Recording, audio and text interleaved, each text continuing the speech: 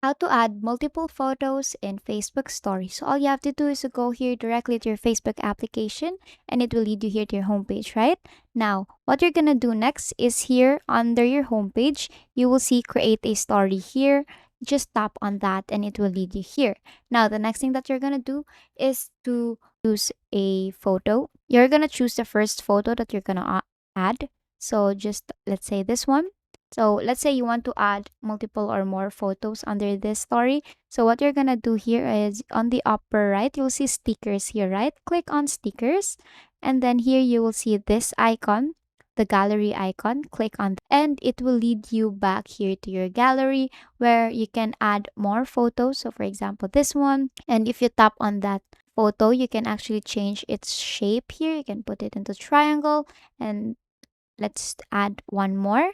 Let's say this one in different shape too. Let's say circle.